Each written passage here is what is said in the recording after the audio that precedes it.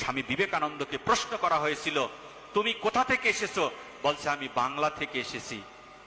ও, বাংলা থেকে এসেছো, তুমি বাঙালি? বলেছে, হ্যাঁ আমি বাঙালি। তোমার ধর্মের নাম কি? বলেছে, আমার ধর্মের নাম সনাতন ধর্ম।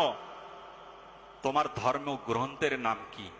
স্বামী বিবেকানন্দ গর্জে উঠে সেই শিকাগো শহরের মধ্যে বলেছিলেন, আমার সনাতন ধর্মের গ্রন্থের নাম হচ্ছে শ্রীমৎ ভগবত গীতা। সবাই হেসে দিয়ে বলেছিলেন, ও শ্রীমৎ ভগবত গীতা, তাকিয়ে দেখো একটা টেবিলের উপরে সমস্ত গ্রন্থ রাখা হয়েছে, তোমার গীতা কোথায় আছে খুঁজে দেখো।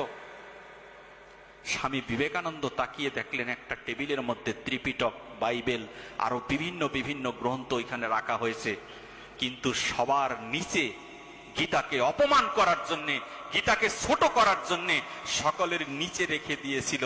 কিন্তু জানে না যে শ্রীমৎ ভগবত গীতা কোন জ্ঞান দান করেছে, সাধু কাকে বলা হয়, সাধুর ব্যাখ্যা এখনো পর্যন্ত জানা হয়নি। আজকে সাধু স্বামী বিবেকানন্দ বলছেন যে এখানেও আপনারা প্রমাণ করে দিলেন গীতা শ্রেষ্ঠ। বলেছে কিভাবে? বলেছে, যিনি সকলের ভার বহন করতে পারে তাকে বলা হয় শ্রীমৎ ভগবত গীতা।